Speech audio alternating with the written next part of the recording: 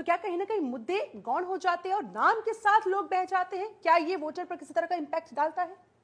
बहुत माइनर कह लीजिए शिल्पा जी। देखिए, ऐसा होता है, मुद्दे हमेशा चुनाव में हावी रहते हैं और रहे हैं। अब आप एक चीज देखिए, हमने 2014 का चुनाव देखा, 2019 का चुनाव देखा। इन दोनों चुनावों में हिंदुत्व का मुद्दा था, सनातन का मुद्दा था, राम मंदिर बड़ा मुद्दा था, 370 का भी मुद्दा 2019 में आ ही गया था। तो लगभग काफी हद तक उससे सहायता भाजपा को मिली थी और जनता का एक झुकाव था उस तरफ। आज भी है, ऐसा नहीं है कि वो झुकाव खत्म हो गया है, लेकिन अब वो मुद्दे सॉर्ट आउट हो चुके हैं, तो अब वे मुद्दे की शक्ल में नहीं रहे हैं। अब प्रश्न ये रह गया है कि भाई 370 हटने के बाद कश्मीर का विकास कैसे हो, वहां विधानसभा के चुनाव कैसे हो, वहां लोकतंत्र की स्थापना कैसे की जाए।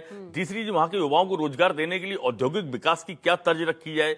इधर आप थोड़ा सा अगर आगे बढ़े, लद्दाख की तरफ जाते तो सोनम वांगचुक जिन चीजों को लेकर चिंता जता रहे हैं, अनशन कर रहे हैं, हड़ताल कर रहे हैं, तो वो भी बड़ा विषय है। आप एक चीज देखिए, उन्होंने एक चीज कही, मैं देख रहा हूं कि जो गोरखा हमारे यहाँ नौकरी करता था, अग्निवीर योजना आने के बाद अब वो चाइना की फौज में जाने के लिए इंटरेस्टेड हो गया है। तो ये बहुत बड़ा डैमेज हो सकता है देश के लिए, जिस पर गंभीरता से सरकारों को विचार करने की बहुत जरूरत है, जो नहीं किया गया। आप अग्निवीर योजना लाए, मैं आपको बहुत थोड़ा सा बोलूंगा।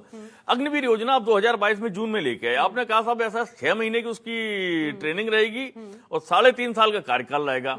आप गांवों में जाके देखिए, मैं बता रहा हूं आपको, पूर्वांचल के कुछ गांव हैं हमारे यहाँ, एटा, इटावा, मैनपुरी, फरक्काबाद, भिंड, मध्य प्रदेश के कुछ क्षेत्र हैं, राजस्थान को आप ले लीजिए, हिमाचल को लीजिए, यहाँ के युवा सेना में जाने के लिए बरसों से तैयारी करते हैं।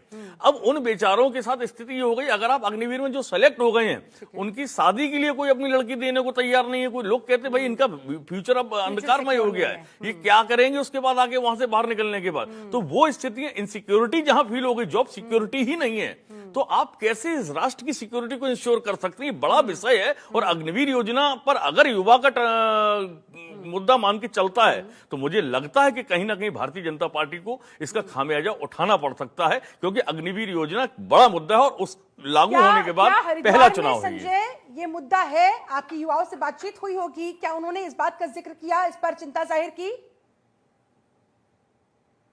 युवाओं की बात की जाए तो इस वक्त हमारे साथ कुछ युवा भी हैं, हालांकि नए वोटर भी उनको कह सकते हैं, क्योंकि जो स्कूल के वोटर होते हैं वो देश का भविष्य होते हैं। उनसे हम बातचीत करना चाहेंगे, आखिर किन मुद्दों को ध्यान में रखकर कुछ युवा है अपने घर में भी माता पिता को कहेंगे कि किस तरह से किन मुद्दों को ध्यान में रखकर वोट दें। क्या नाम है गुड़िया? सर, मेरा नाम अंजलि है। क्या कहेंगे, क्या मुद्दे रहने वाले हैं और किन मुद्दों को लेकर आप कहेंगे कि वोट देनी चाहिए?